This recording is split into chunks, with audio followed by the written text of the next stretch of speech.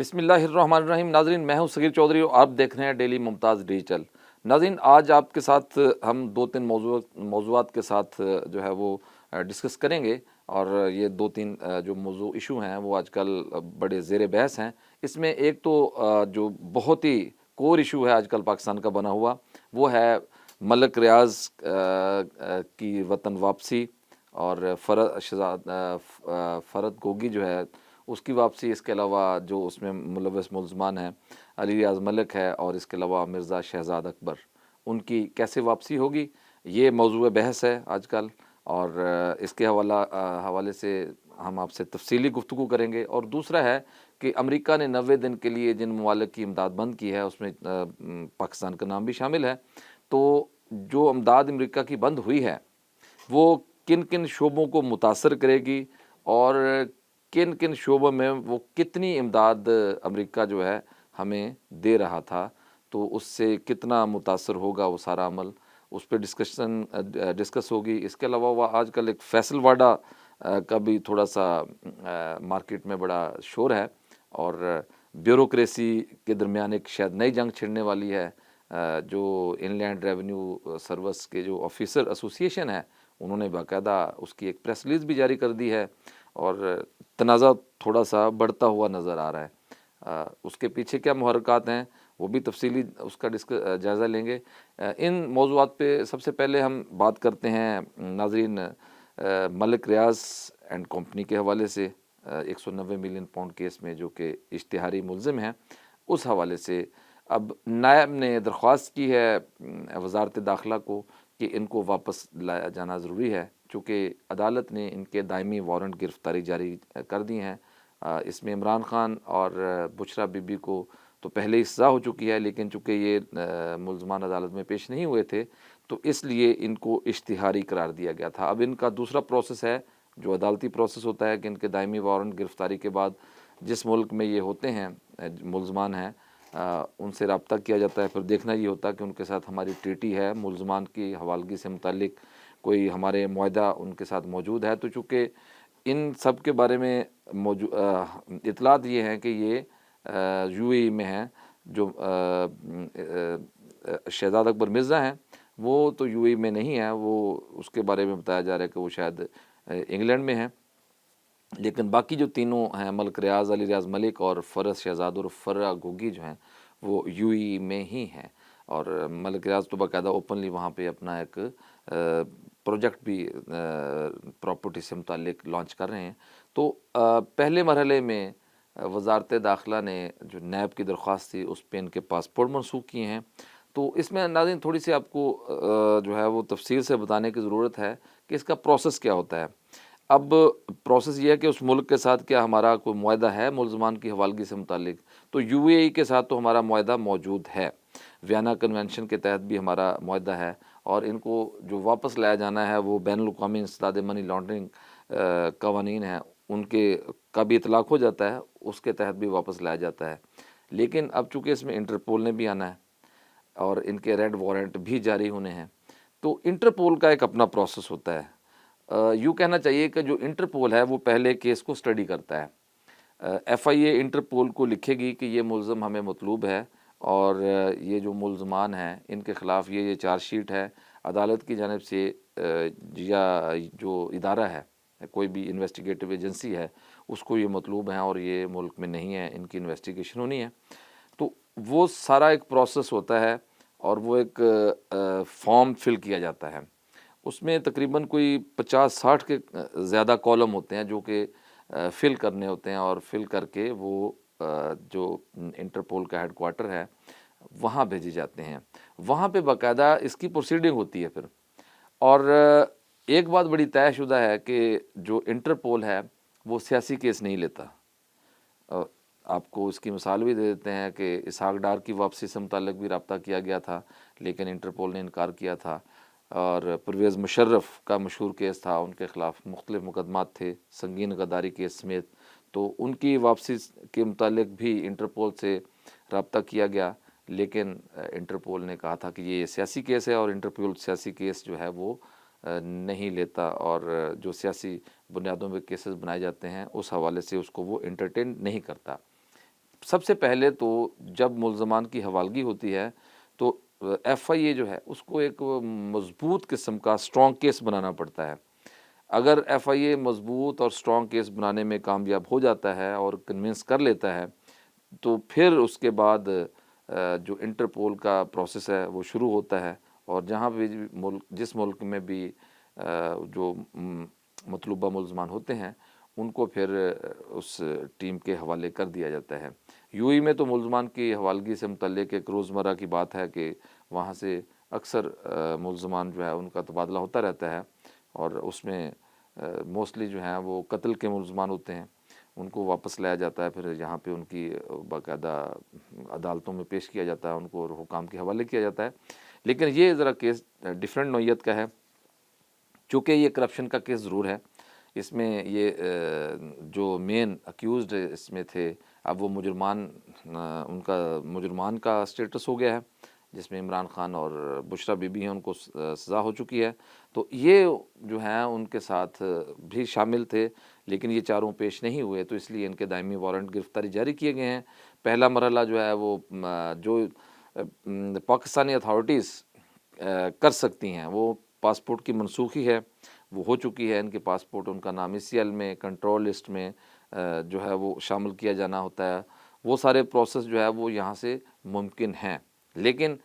اب انٹرپول کے ذریعے اگر ملزمان کو واپس لانے کا طریقہ، تو اس کا وہ طے شدہ ایک طریقہ جو میں آپ کو بتا چکا ہوں کہ اس کے بغیر انٹرپول اس طرح کے کیس انٹرٹین نہیں کرتا۔ تو اب دیکھنا یہ ہوگا کہ اتنا بڑا جو ٹائکون ہے ملک ریاض، کیا وہ واپس اس کو لایا جائے گا؟ کیا دیگر جو ملزمان ہیں باثر وہ واپس آئیں گے؟ چونکہ اس میں جو شہزاد مرزا ہیں، شہزاد اکبر مرزا تو یو اے میں ہے ہی نہیں، اور وہ اگر یو کے میں ہے تو یو کے کے ساتھ ہمارا کوئی اس طرح کا اس طرح کا ٹریٹی نہیں ہے، لیکن اس میں بھی جو ہے وہ کیس ٹو کیس دیکھا جاتا ہے، تو اس کی ایجنسی کو لکھا جائے گا این سی اے کو، چونکہ این سی اے کا ہی یہ کیس تھا سارا، تو اس میں ممکن ہے کہ ان کے ساتھ بات چیت ہو سکے، لیکن یہ ابھی کہنا کچھ بھی ہے جو ہے وہ قبل از وقت ہے، چونکہ پاکستان میں تو ابھی ان کے خلاف ان کے پاسپورٹ کی منسوخی کا عمل شروع ہوا ہے۔ اس کے بعد دیکھنا یہ بھی کچھ خبریں ہیں کہ جو فرا گوگی ہے اس نے کسی اور ملک کی بھی شہریت لے رکھی ہے، وہ ابھی تک اس کی کوئی زیادہ تصدیق تو نہیں ہو سکی، لیکن یہ اس کی خبریں بھی جو ہیں وہ گردش کر رہی ہیں۔ تو اب ان ملزمان کے حوالے سے کیا صورتحال ہوگی، کیا اپڈیٹ ہوگی، کیا یہ ان کو واپس لایا جا سکے گا؟ یہ ایک اتنا آسان ناظرین عمل نہیں ہے، یہ ایک بڑا مشکل عمل ہے۔ خبروں کی حد تک یا سیاسی بیانات کی حد تک تو ہم کہہ سکتے ہیں کہ ہم کچھ بھی کر سکتے ہیں، لیکن جب ان کی باضابطہ واپسی ہوگی تو وہ کسی قانون قاعدے کے تحت ہی واپسی ہوگی، اور قانون جو قاعدہ ہے وہ بڑا واضح ہے، اور اس میں آپ کو پروو کرنا پڑتا ہے کہ یہ ملزمان جو ہیں یہ واقعی وانٹڈ ہیں، اور ان کی جو حوالگی ہے وہ بہت ضروری ہے اور قانون کے مطابق ہے۔ اگر ان کے معیار کے مطابق وہ پورا اتریں گے تو پھر ہی حوالگی کا مرحلہ جو ہے شروع ہوگا، اس کے بعد ادروائز جو ہے وہ معاملہ تعطل کا شکار ہی جو ہے وہ رہے گا۔ اور البتہ ان کی جو یہاں پہ جائیداد کرکی سے متعلق قوانین موجود ہیں ان کا اطلاق ضرور ہو جائے گا ان پہ، اور پاکستان کے جو قانون ہے چونکہ ان پر لاگو ہوتے ہیں تو وہ لازمی بات ہے کہ وہ ہو سکتے ہیں، ان کی جائیداد کرکی ہو سکتی ہے، اور جو بھی قانونی معاملات ہیں وہ ضرور ہوں گے، لیکن ان کی حوالگی جو ہے وہ ایک بین الاقوامی قوانین اس میں آ جاتے ہیں، تو پھر وہ بین الاقوامی قوانین کے ساتھ ہی ان کی حوالگی کا سلسلہ ممکن ہو سکتا ہے۔ تو ناظرین، دوسرا جو ہے وہ امریکہ کی امداد سے متعلق ہم آپ کو بتا رہے تھے کہ چونکہ بڑے عرصے سے ہم جو ہے وہ غیر ملکی امداد پر ہی انحصار کر رہے ہیں، قرضوں پہ ہی پاکستان چل رہا ہے، حکومت کے دعوے تو بہت زیادہ ہیں، اور یہ کہا جا رہا ہے کہ جی ہم ہر سال یہی ہوتا ہے ہر بجٹ میں کہ یہ شاید آخری بجٹ ہوگا اور آئی ایم ایف کو خیر آباد بائے بائے اور کشکول توڑ دیا جائے گا، لیکن جب ایکچول فگرز سامنے آتے ہیں تو اس میں پھر یہ صورتحال ہوتی ہے۔ اب ہم کو بتاتے ہیں کہ امریکہ جو ہے وہ کن کن منصوبوں میں ہماری مدد کر رہا تھا یا ہمیں وہ امداد فراہم کر رہا تھا۔ اس میں جو روکے گئے منصوبے ہیں وہ 90 دن کے لیے ان کو معطل تو کیا گیا ہے۔ اب آپ دیکھیں کہ دفتر خارجہ کا بھی بیان آیا کہ وہ جو امریکہ نے امداد روکی ہے اس کو وہ بغور جائزہ بھی لے رہے ہیں، اور 5 فروری کو دوحہ میں ایک کانفرنس ہونے والی ہے، اور وہاں پہ نائب وزیر اعظم جائیں گے تو وہاں پہ بھی اس طرح کی جو بات ہے وہ کی جائے گی۔ خیر اس میں تھوڑی سی آپ کو تفصیل بتا دیتا ہوں کہ جو کل لاگت ہے امریکی امداد یا فنڈز جو روکے گئے ہیں وہ 1491.9 ملین ڈالر بنتی ہے۔ یہ جو اتنے منصوبے جو پاکستان میں چل رہے تھے جن کو امریکہ امداد دے رہا تھا ہمیں یا فنڈ کر رہا تھا، وہ روکے گئے ہیں۔ اس میں توانائی سیکٹر میں 5 منصوبے شامل ہیں جو اب رک چکے ہیں۔ اسی طرح ان کی جو لاگت ہے 205.2 ملین امریکی ڈالر ہے جو 5 منصوبے ہیں۔ اسی طرح امریکی امداد سے جو اقتصادی نمو سے متعلق 4 اور زراعت کے شعبے سے متعلق 5 پروگرام متاثر ہوئے ہیں، اور یہ ٹوٹل 4 اور 5 9 پروگرام بن جاتے ہیں۔ اقتصادی نمو کے پروگرام کی لاگت 119.6، جبکہ جو زراعت کے شعبے میں ہے وہ 76.9 ملین امریکی ڈالر ہے جو ہمیں وہ فنڈ کر رہا تھا، وہ رک گئی ہے۔ اسی طرح جمہوریت، انسانی حقوق، گورننس سے متعلق جو فنڈ تھا اس کو بھی عارضی طور پر روک دیا گیا ہے، اور ان پروگرامز کی جو لاگت ہے وہ 802.8 ملین امریکی ڈالر ہے۔ اس کے علاوہ گورننس کے امریکی اقدامات سے جو گورننس کے 11 اور تعلیمی سیکٹر میں 4 اور صحت کے شعبے میں بھی 4 پروگرام وہ متاثر ہوئے ہیں، ان میں بھی امداد تھی وہ رک گئی ہے، تو ظاہر سی بات ہے کہ وہ منصوبے بھی متاثر ہوئے ہیں۔ اسی طرح جو امریکی اقدام ہے روکے جانے کا، اس سے صحت اور تعلیمی شعبے کے پروگرامز کی لاگت جو ہے وہ 272.2 ملین امریکی ڈالر بنتی ہے۔ اس طرح یہ جو امریکی کونسل خانہ ہے ان کا یہ کہنا کہ عصر نو جائزے تک یہ امداد جو ہے وہ فوری طور پر روکی گئی ہے۔ اس کا عصر نو جائزہ لیا جائے گا کہ کیا ان منصوبوں کی امداد جاری رہنی چاہیے پاکستان کے لیے یا نہیں۔ اگر مناسب سمجھا تو امداد بحال بھی ہو سکتی ہے، ادروائز اگر مستقل طور پر روکی گئی تو پھر بہت زیادہ مسائل کا سامنا پاکستان کو کرنا پڑ سکتا ہے، چونکہ یہ بہت ہی اہم قسم کے اور اہم نوعیت کے پروجیکٹس تھے جو امریکی امداد سے چل رہے تھے۔ اب جو ہے وہ اس پہ وہ تعطل آ گیا ہے، تو جو پاکستان ایک گریجولی ترقی کی طرف چل رہا تھا اور بہت اچھی اور خوش آئند بات تھی کہ پاکستان آہستہ آہستہ جو ہے وہ ترقی کی جانب بڑھ رہا ہے، تو اب ظاہر سی بات ہے کہ یہ ایک بڑا اس میں جھٹکا لگ سکتا ہے، تو اس میں وہ ٹھہراؤ آ سکتا ہے۔ لیکن نہیں ہو، ہمیں اپنی زراعت پہ توجہ دینی چاہیے، اور بھی بہت سارے پروجیکٹس ہیں، پرائیویٹ سیکٹر ہے جس میں ہمارے فیکٹریز ہیں، کارخانے ہیں، اگر ہم ان کو دوبارہ سے زندہ کریں تو شاید ہمیں ایسی امداد کی ضرورت ہی نہ پڑے۔ خیر یہ تو حکومت روزانہ ہی دعوے کرتی ہے، لیکن عملی اقدامات سڑکیں بنانا یا اس طرح کی چیزیں نہیں ہوتی، بلکہ اپنی کیپیسٹی بلڈنگ کو انہانس کرنا، استعداد کار کو مزید بڑھانا ہے، اور اس کے علاوہ ایسے پروجیکٹ لانچ کرنا ہے، ملک میں اس طرح سرمایہ کاری لانا کہ اور ملک کی جو پروڈکٹس ہیں وہ ان کو پروموٹ کرنا، یہی ترقی کا راز ہوتا ہے۔ اور یہ قرضے جیسی لعنت یا امداد جیسی لعنت سے چھٹکارا ممکن ہو سکتا ہے، کوئی ایسی بات نہیں ہے۔ پاکستان کو اللہ تعالیٰ نے ہر قسم کی نعمت سے نوازا ہوا ہے، بس اس میں تھوڑا سی پلاننگ کی ضرورت ہے، اور اس کو ایک تدبیر کے ساتھ اگر آگے بڑھایا جائے تو ہمیں شاید امریکی امداد کی اس کی ضرورت ہی نہ پڑے کبھی، اور یہ چیزیں پھر جو ہے وہ قصے کہانیوں اور خبروں تک ہی محدود ہو کہ ہم امریکہ سے کوئی امداد بھی لیتے تھے۔ تو اس کے علاوہ ناظرین تیسری جو خبر ہے وہ فیصل واڈا صاحب جو ہیں آج کل، ویسے تو خبروں میں بہت دن ہیں، بڑے خبروں کے حوالے سے ہر روز ہی ان کا نام جو ہے وہ سب سے ٹاپ پہ ہوتا ہے، تو اب انہوں نے پنگا لے لیا ہے ان لینڈ ریونیو کے آفیسرز کے ساتھ۔ ان کا یہ الزام ہے کہ 1001 گاڑیاں جو ہیں وہ خریدی گئی ہیں اور بھاری نقصان پہنچایا گیا قومی خزانے کو، اور سینٹ کی قائمہ کمیٹی برائے خزانہ میں وہ اس معاملے کو ڈسکس کیا گیا، اور پھر انہوں نے یہ الزام لگا دیا کہ مجھے دھمکیاں دی گئیں۔ تو یہ میرے پاس ایک آپ دیکھیں کہ ایک پریس ریلیز ہے، اور یہ جو پریس ریلیز ہے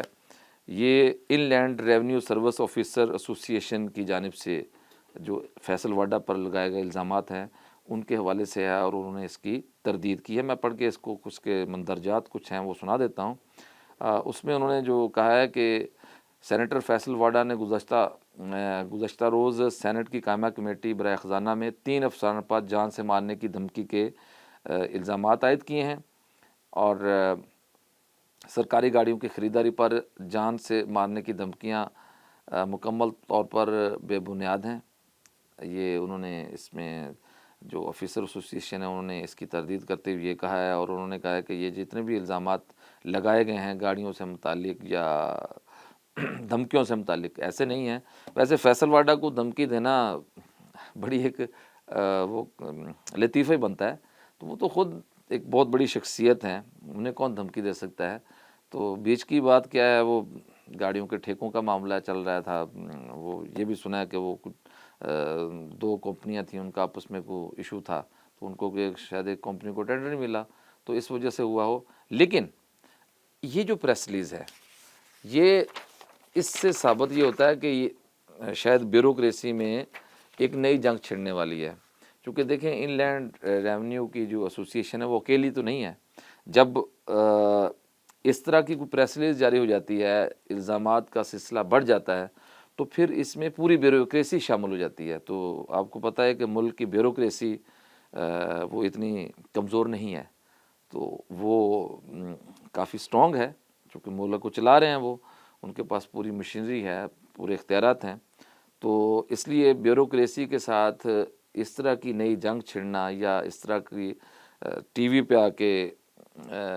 لفظوں کی گولہ باری کرنا، الزامات کی بوچھاڑ کرنا، ٹھیک ہے اگر کوئی اس طرح کا مسئلہ ہے تو اس پہ تحقیقات ضرور ہونی چاہیے، لیکن ایسی معاملات میں یہ انتہائی حساس نوعیت کے معاملات ہوتے ہیں، اس میں بے شک وہ انویسٹیگیشن اعلیٰ سطح پر ہو جائے، لیکن بیان بازی اور الزام تراشی اس طرح ٹی وی پہ آ کے، اور وہ بھی جو ہے وہ تعطل کے ساتھ، بغیر تعطل کے لگاتار، یعنی کہ بغیر کسی وقفے کے، تو اس سے وہ اچھا تاثر نہیں جاتا۔ تو آپ آگے دیکھیں کہ وہ بیوروکریسی ہے۔ آج انہوں نے پریس ریلیز جاری کر دی ہے، اور اطلاعات یہ ہیں کہ اب انہوں نے جو دیگر ڈپارٹمنٹس ہیں، دیگر منسٹریز میں کام کرنے والے بیوروکریٹس ہیں، ان سے رابطے تیز کر دیے ہیں۔ تو جب ان سے رابطے تیز کر دیے تو اس کا مطلب ہے کہ بیوروکریسی متحرک ہو چکی ہے، تو یہ ہمارا ملک اس طرح کی لڑائی جھگڑے کا متحمل نہیں ہو سکتا۔ خدا را اس سے گریز کرنا چاہیے، چاہے وہ کوئی پولیٹیشین ہوں، چاہے وہ کوئی سینیٹرز ہوں، اور اس ملک پر رحم ہی کریں تو زیادہ اچھا ہے۔ اپنی لڑائی جو ہے وہ خود لڑیں، لیکن اس کو اسٹیٹ کو یا ملک کو اس میں گھسیٹنا مناسب نہیں ہے۔ تو ناظرین، اسی کے ساتھ اجازت چاہوں گا، نئی اپڈیٹ کے ساتھ پھر آپ کی خدمت میں حاضر ہوں گے۔ مجھے اجازت دیجیے، اللہ حافظ۔